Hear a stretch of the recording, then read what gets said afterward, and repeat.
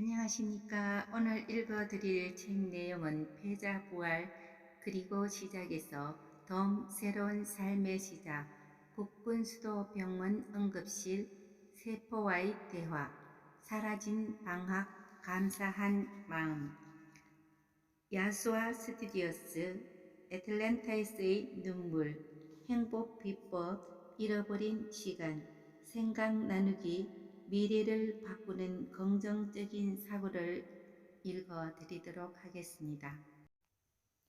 덤 새로운 삶의 시작 우리에게는 공평하게 하나의 목숨이 주어졌다. 그리고 너무 빨리 혹은 늦게 언젠가는 죽음을 맞이한다는 사실을 알고 있다. 그런데 어느 날 누군가에게 또 하나의 생이 주어진다면 이런 생각을 하게 될 것이다.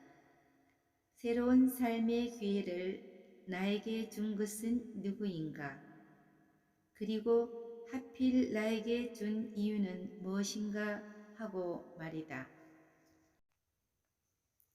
국군 수도병원 응급실 이 진통제는 약 같은데 디메로를 써도 될까요?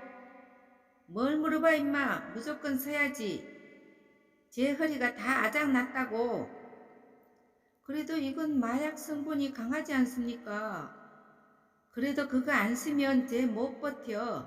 그러니까 지금 당장 써. 정신을 차린 후 나는 척추의 중간 아래 허리를 받치는 두 번째 요추가 망가졌다는 사실을 알게 되었다. 온몸이 고정붕대로 사여 움직일 수 없었다. 물론 그렇지 않다 한들 몸의 중심인 허리가 망가진 상태에서 꼼짝하지 못했을 것이다. 사각형의 뼈가 삼각형으로 부서져 버리고 뼈와 뼈 사이를 지탱하던 연골이 터져 핏덩이만 남은 상태로 척추 신경에 커다란 압박을 주고 있었다. 그렇게 나는 국군 수도 통합병원에서 응급처치를 마치고 중환자실로 옮겨졌다.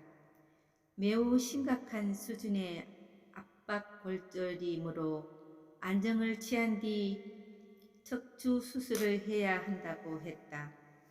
그렇지 않을 경우 걸음은 물론이고 일상생활도 할 수 없으니 척추 수술을 받은 뒤 2급 장애로 전역하는 것이 어떻겠냐는 의무장교의 제안을 들었다. 하늘이 무너지는 듯 했고 눈물이 흘렀다. 그날 하필 부모님께서는 부부 동반 여행을 해외로 출발하셨다. 나의 사고 소식은 외삼촌께 전해졌고 급하게 와주셨다. 부모님께는 알리지 않는 편이 옳다고 판단했다. 머리가 혼란스러워 무엇부터 어떻게 해야 할지 도무지 해답이 나오지 않았다. 물론 할 수 있는 일도 없었다. 훈련마다 모범 훈련병으로 인정받고 원래 운동을 좋아하던 내가 혼자 힘으로 화장실조차 갈 수 없다는 것이 분하고 수치스러웠다. 왜? 도대체 왜? 하필 나인가?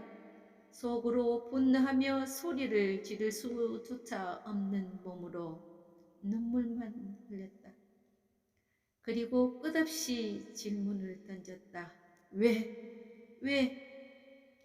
그런 질문의 행렬 속에서 시간이 흐르고 어느 정도 몸이 회복되자 면회가 허락되었다. 여행에서 돌아와 뒤늦게 소식을 접한 어머니가 한 걸음에 달려오셨고 조용히 눈물을 흘리셨다. 얼마 후 나는 놀라운 사실을 알게 되었다. 면회가 허락되자 특전사 선배들이 시간만 나면 찾아왔다.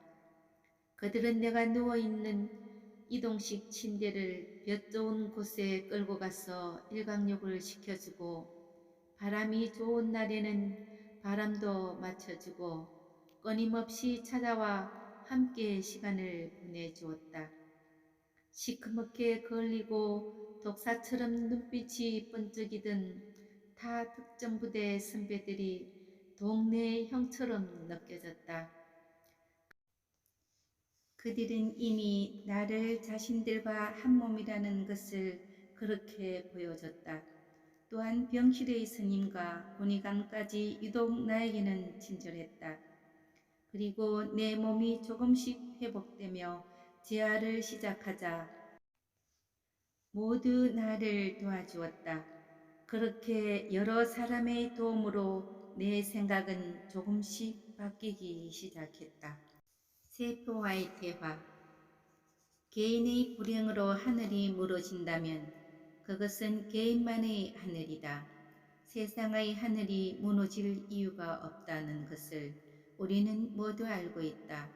그리고 그런 과정을 통해 왜 하필 내가 라는 질문이 나에게 이런 기회를 주신 이유는 무엇입니까? 로 바뀌는 것이다.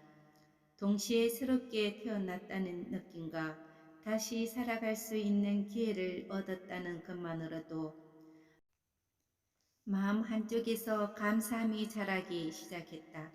지상에서의 삶이 천국과 지옥으로 나뉘는 것은 결국 내가 생각하는 것에 따라 결정된다는 사실을 임사 체험의 기억에서 찾아냈기 때문이다.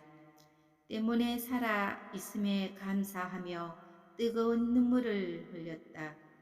여러 감정이 교차했다. 그리고 나는 이번에 얻은 하나님의 비밀의 열쇠를 시험해 보기로 했다. 비밀을 알게 된 후 아무리 심각한 상황도 나만의 절대적 믿음으로 180도 다른 상황을 만들어 낼 수 있다고 생각했기 때문이다. 그리하여 하루 24시간 매일을 죽기 살기로 했던 치유 방법은 바로 세포와의 대화였다. 세포들아, 많이 아프제? 내가 고영양분 넣어줄 테니까 힘 좀 내도 고맙대. 혼자 중얼거리는 모습을 본 사람들은 쟤는 허리가 아니라 머리를 다친 거 아냐?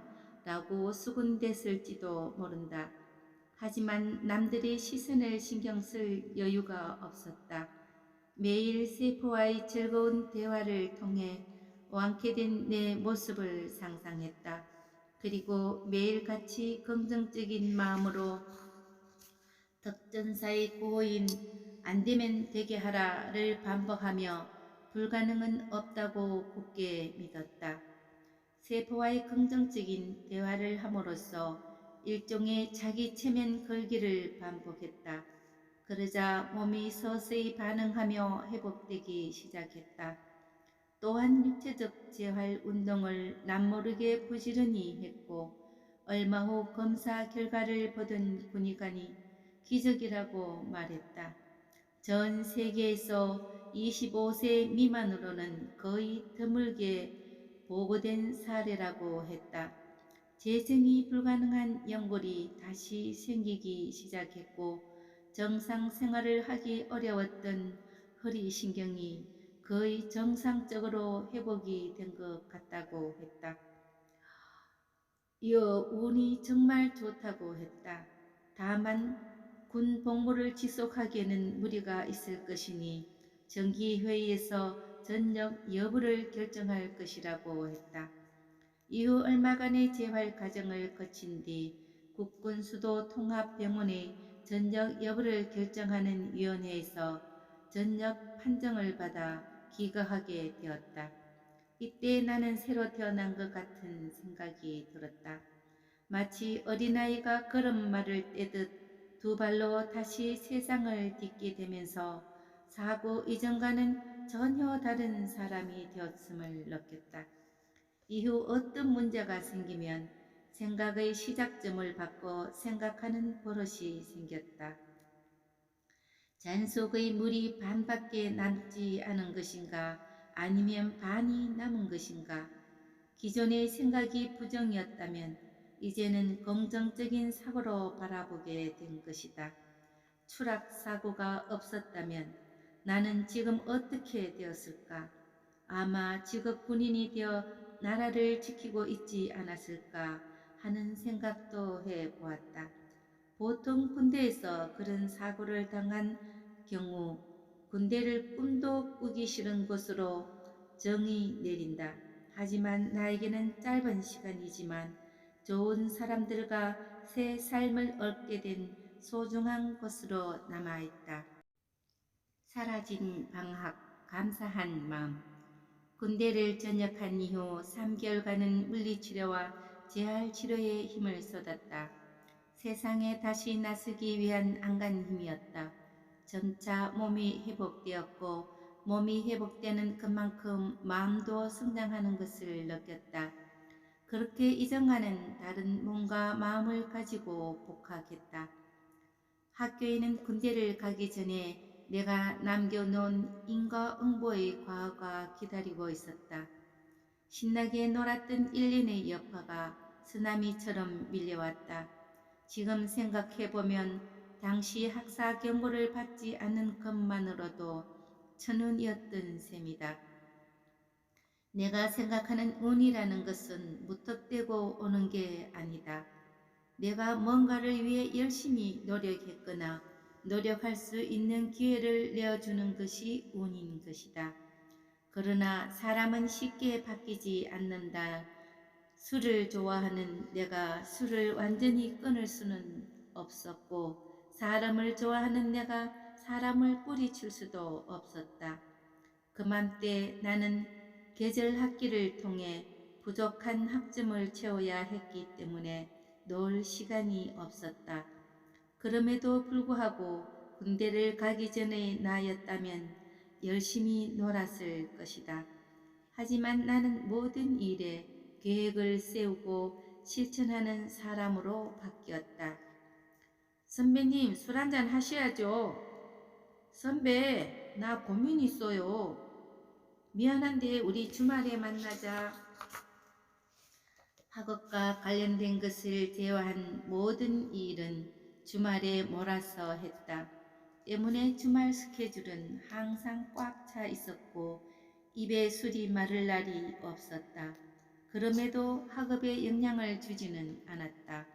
한파가 몰아치는 겨울에도 뻘뻘 땀이 쏟아지는 여름 방학에도 다들 여행과 휴가지로 떠나는 활기찬 뒷모습을 도서관 구석에 앉아 구경만 하며 공부에 전념한 까닭이다. 복학 이후 학업과 인간관계를 비롯해 학교 일에도 적극적으로 참여했다. 당시 무술 동아리에 격투기 훈련부장으로 몸담고 있던 나는 축제 기간이 되면 무술 시범 행사를 기획했다. 주로 가장 마지막에 등장하는 악당 두목이 내 역할이었는데 인기가 제법 많았다. 그렇듯 몸은 고됐지만 최선을 다해 학교 생활을 했다. 방학도 없이 바쁜 일정을 보냈지만 하루하루가 감사하고 소중하다는 생각이 들어 즐거웠다. 죽을 고비를 넘긴 이후 얻은 새로운 삶. 그렇게 내 인생의 이막이 열렸다. 감사합니다. 그리고 감사합니다. 천운으로 얻게 된 두 번째 삶은 내 인생을 송두리째 바꿔 놓았다. 무엇이든 할 수 있다는 긍정의 색이 자라났고 어떤 일을 하든지 여유를 가질 수 있었다. 또 힘들고 지칠 때에도 그때를 돌아보며 참고 견딜 수 있는 인내와 믿음이 생겼다. 야스와 스튜디오스. 졸업 후 유학을 준비하던 시기였다. 짬뽕 한 그릇을 시켜 면발은 저녁 식사로 먹고 국물은 남겨뒀다가 아침에 밥 말아 먹던 시기였다. 일과라는 것이 신촌의 반지하 자취방과 강남의 스터디 모임 그리고 도서관 이 세 곳을 뱅글뱅글 도는 돌담 위의 바람개비 같은 나날이 이어지고 있었다. 2001년 여름이었고 오랜만에 대학교 향후회 모임에서 알던 친구에게서 연락이 왔다. 거의 1년 만이었다. 친구는 졸업 후 항공사 승무원이 되어 있었는데 비행을 마치고 돌아오는 즉시 만나기로 약속을 잡았다. 인천국제공항이 생기기 전이었고 항공사에 종사하는 사람들은 김포공항 인근인 강서구 지역에 거주하는 경우가 많았다. 친구 또한 그 근처에서 살고 있었다. 약속 장소는 공항 인근에 주막이 있었는데 파전이 맛있기로 유명한 집이었다. 나는 늘 그렇듯 반팔티에 반바지와 슬리퍼 그리고 토텐처럼 여기는 금목걸이를 걸고 있었다. 누가 봐도 동네 형님 비주얼이었다. 친구는 자신의 남자친구이자 나와도 친하게 지냈던 대학 선배와 동행했다. 친구는 한 명이 더 올 거라고 했다.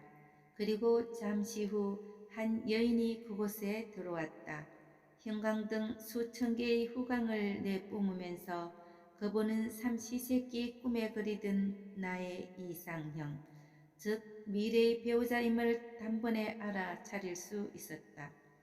물론 그것은 나만의 생각이었고 당시 그 아름다운 여인은 나를 보는 순간 티나지 않게 기겁을 했다고 한다. 물론 나중에 밝혀진 사실이다. 그녀는 친구의 직장 후배이자 같은 팀 성모이었다. 그렇게 우리는 파전이 맛있는 막걸리 주막에서 함께 만났던 것이었다. 꿈은 이루어진다. 나쁜 꿈이 아니라면, 누군가에게 해가 되는 꿈이 아니라면 그게 무엇이든 꿈을 꾸고 나는 늘 말한다. 내 주위에서 꿈을 놓고 사는 사람들에게 그렇게 충고하곤 한다. 물론 그 당시 내 꿈이 이루어지는 것이 그녀의 입장에서는 그다지 반길 만한 일이 아닐 수도 있었다. 왜냐하면 나는 그녀가 티나지 않게 기겁할 정도로 싸움 좀 하는 덩치 형님처럼 보였기 때문이었다. 그래서 가능한 조용하게 나의 장점을 극대화시킬 수 있는 이야기와 모습들을 보여주며 생각했다. 다시 만나야 한다. 꼭 다시 만나야 한다. 그리고 얼마 지나지 않아 두 번째 만남이 실현되었다. 두 번째 만남에서 나는 내 생에 가장 감명 깊게 읽은 책 4권을 그녀에게 선물했다. 나의 인생을 바꿔준 책이기도 했다. 다행히 평소 독서를 좋아하는 그녀는 뜻밖의 책 선물에 나에 대한 선입견을 유보했다고 했다. 당시 그녀는 항공사에 근무한 지 6달도 안 된 신참이었다. 나는 아무런 보장도 없이 유학을 준비하던 상황이었다. 그녀는 예뻤고 나는 여전히 처음 보는 사람은 흠칫 놀랄 수 있는 외모였다. 물론 나는 그렇게 생각하지 않았으나 친구들이 그랬다. 함께 만나는 모두가 그랬다. 미녀와 야수의 실사판 혹은 운 좋은 놈이라고 했다. 그래서 미녀와 야수의 만남은 그렇게 시작되었다. 그녀의 항공 일정표까지도 일일이 확인하는 엄한 부친의 가정교육 덕에 무조건 저녁 10시 이전에 집에 들어가야 했다. 고등학교 수학여행은 물론 여대를 다녔음에도 MT조차 갈 수 없었다. 이 시대의 모든 남자에게 이보다 더 가혹한 일이 또 있을 리 없겠으나 단지 연이어 아닌 남편을 꿈꾸는 사람들에게는 무엇보다 감사한 일이 아닐 수 없었다. 다행히 그녀의 어머니께서 교제 사실을 알리자 허락을 받기 위한 자리를 만들어 주셨다. 물론 내가 아버지의 마음에 들지 않을 경우 한 대 맞을 각오를 하고 오라는 전제가 있었다. 또한 다시는 그녀를 만나지 못할 것이라는 추신 메시지도 있었다. 국리 끝에 A4 용지에 30여 장 분량의 자기소개서 및 미리 계획서를 며칠 동안 작성한 후 그녀의 부모님께 전달했다. 그리고 드디어 그날이 찾아왔다. 장소는 그녀의 집 근처 식당. 도착하자 어른들께서 미리 와 계셨다.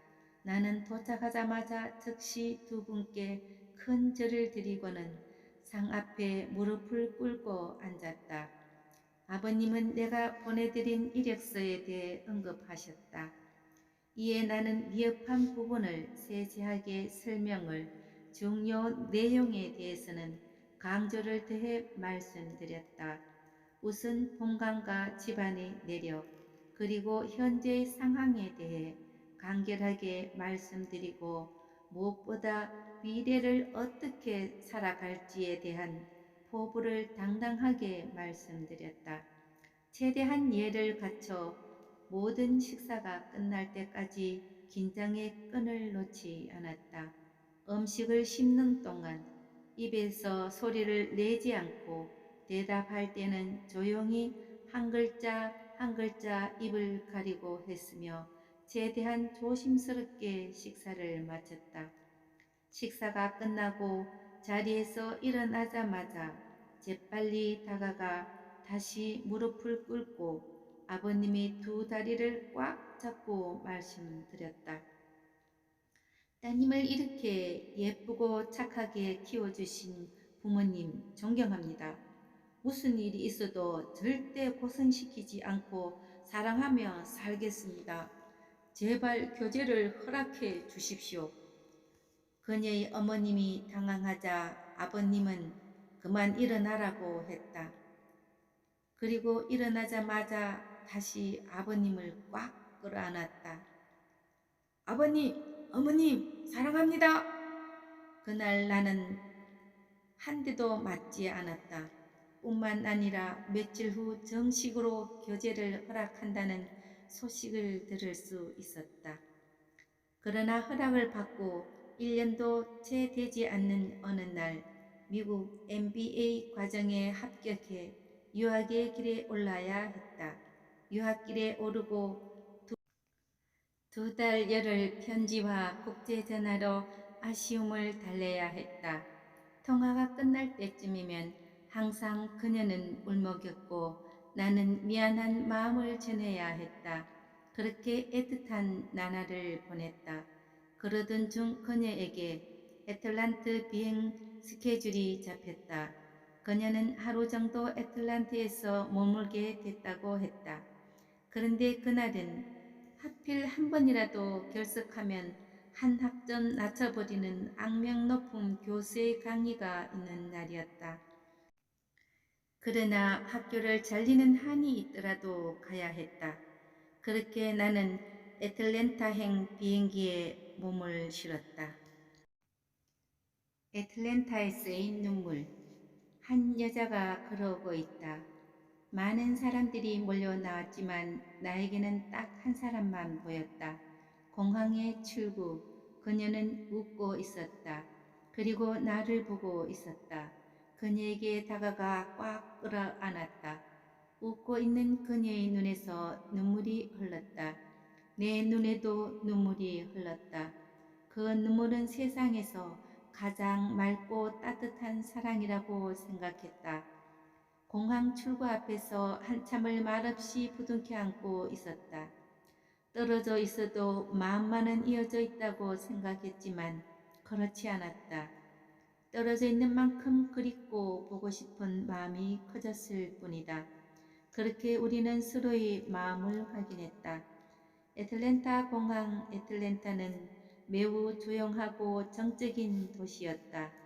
애틀랜타의 한 레스토랑에서 우리는 함께 밥을 먹고 거리를 걷고 이야기를 나누었다. 그날은 바람도 좋았고 햇살도 좋았다. 그때 생각했다. 사랑하는 사람과 함께 한다는 것은 신선한 공기를 마시는 것과 같다. 그리고 그 공기를 매일 마시고 싶다. 그런 생각이 들자 더 이상 그녀와 떨어져 지낼 자신이 없었다. 미국에서 공부를 하는 것도 성공을 하는 것도 결국은 사랑하는 사람과 행복해지기 위한 것인데 그녀와 떨어져 있는 동안은 결코 행복하지 않았다. 그녀가 묵고 있는 숙소까지 걷는 도중 나는 그녀에게 청혼했다. 예 라고 그녀가 대답했다. 2002년 12월 29일 나에서 우리가 되기 위한 날이었다. 유학생활 도중에 결혼이었기 때문에 어떻게 한 건지도 모를 만큼 정신없이 준비했다. 시간을 들여 정성껏 준비했으면 좋았겠지만 함께 하고픈 마음이 더욱 컸다. 부산의 한 호텔에서 결혼식을 올리고 겨울 학기를 마치기 위해 바로 출국해 시카고에서 신혼생활을 시작했다. 나는 남은 학기를 위해 열심히 학교를 다니고 있었고 아내는 랭귀지 프로그램에 등록해 공부를 했다. 남는 시간은 집이나 학교 도서관에 가서 책을 읽었는데 아내가 독서를 좋아하지 않는 사람이 었다면 두 번째 만남에서 아내의 마음을 돌리기 힘들었을지도 모른다는 생각이 들곤 했다. 혼자 남겨진 시간이 제법 많아 외롭고 힘들었을 텐데 아내는 전혀 그런 내색을 하지 않았다. 그에게 나는 마음 편히 공부에 전념할 수 있었다. 내가 집으로 돌아올 때가 되면 아내는 마트에 들러 장을 보고 집에서 맛있는 저녁밥을 지어 놓았다. 서툴었었지만 함께였기에 무엇이든 맛있었다. 주말에는 함께 교회에 다니며 사람을 만났다. 내가 처음 유학에 갔을 때부터 다니던 교회였다. 그곳에서의 타향살이의 어려움을 잠시나마 잊고 우리가 좋은 사람들과 어울려 살 수 있도록 해주신 하느님께 감사의 기도를 드리곤 했다. 행복 비법, 잃어버린 시간.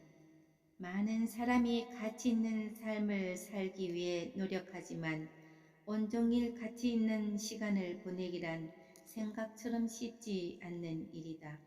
물론 사람마다 소중한 가치를 두고 있는 것이 다르다. 그러나 그것이 어떤 가치든 숨쉬듯 자연스럽게 이루어지기란 매우 어렵다. 자신이 가치 있다고 생각하는 일은 의식적으로 행하는 경우가 많기 때문이다. 그런 측면으로 보면 사람들은 생각보다 많은 시간을 의식 못한 채 흘러보낸다. 예를 들어 습관적으로 TV를 보거나 멍하니 누워 있거나 의미 없는 수다를 떠는 것이 그렇다. 물론 스트레스를 해소하는 방법이거나 그에게는 가치 있는 것일 수도 있다. 하지만 여기서 중요한 것은 의식을 하고 있다는 점이다. 만약 하루 평균 4시간 정도를 의식하지 못한 채 흘러보낸다면 그 중요성을 의식하지 못할 수도 있다. 그러나 이렇게 낭비하는 시간이 일주일이면 28시간이 되고 한 달은 120시간이 되며 10년이 지나면 어마어마한 총량에 이른다. 이런 개념으로 접근하면 결코 무시할 수 없는 수치라는 것을 알 수 있다. 그렇게 무의식적으로 흘러보낸 시간을 자신의 일에 그 시간을 쏟는다면 더욱 큰 성취를 이룰 것이고 가정에 충실한다며 더욱 큰 행복이 찾아올 것이다. 그렇듯 그 시간을 좀 더 의미 있게 활용한다면 삶의 많은 부분을 바꿀 수 있다. 그래서 자투리 시간은 자투리가 아닌 우리 삶을 바꿔놓는 소중한 인생의 조각이다. 혹시라도 자투리 시간의 중요성을 인식하지 못하고 있었다면 지금이라도 내가 보낸 하루를 시간표 형태로 만들어 보기를 권한다. 그럼 어디에서 의미 없는 시간이 흘러갔는지 보일 것이다. 그리고 문제를 발견했다면 그 시간을 효율적으로 활용할 수 있는 계획을 세워 보았으면 좋겠다. 그렇게 하나 둘씩 자투리 시간을 활용해 의미 있는 시간을 만들어 나간다면 지금껏 경험하지 못한 하루가 펼쳐질 것이다. 행복 비법 2. 잃어버린 시간. 육체와 정신과 영혼은 연결되어 있다. 어둡고 부정적인 마음을 갖기 시작하면 스트레스가 쌓이고 이는 면역력 약화를 불러오게 된다. 면역력이 약화되면 외부로부터 침입하는 발병 물질에 의해 신체가 점령당하는 것이다. 화병은 화를 내서 생기는 병인데 대부분의 신경성 질환은 근심과 걱정이 만들어낸다. 조증과 우울증 역시 정신 감정이 불안정적으로 변하기 시작하면서 증상이 시작된다. 현대 사회에서 이런 정신적 질환이 대부분을 차지한다는 것을 임상 사례에 근거해 의사들과 의학 전문가들이 이야기하고 있다. 모든 병이 정신으로부터 오는 것은 아니지만 걱정과 근심을 털어내지 못하는 사람은 밝고 긍정적이며 감사함을 갖는 사람과 비교했을 경우 같은 질환이라도 회복 속도가 다르다. 이것이 바로 생각의 힘이다. 선하고 긍정적인 생각에 의해 지배되는 신체는 선하고 긍정적인 유체가 될 것이며 악하고 부정적인 생각에 지배되는 신체는 악하고 부정적인 육체가 될 수밖에 없다. 선한 영혼이 선행을 베풀며 살아가게 되는 것처럼 악한 영혼은 악행을 저지르게 된다. 긍정적이고 선한 행동이건 부정적이고 악한 행동이건 생각하고 마음먹은 대로 이루어짐을 나는 직접 경험하고 살아가고 있다. 물론 나뿐만 아니라 다른 이들도 경험하고 있을 것이다. 다만 스스로 그 사실을 인지했느냐 못했느냐의 차이다. 그러므로 구체적으로 생각해 볼 기회가 없는 사람들은 이번 기회를 통해 긍정의 기운을 느끼고 실천하며 더욱 행복하고 긍정적인 삶을 살 수 있다면 좋겠다. 감사합니다. 시청해 주셔서.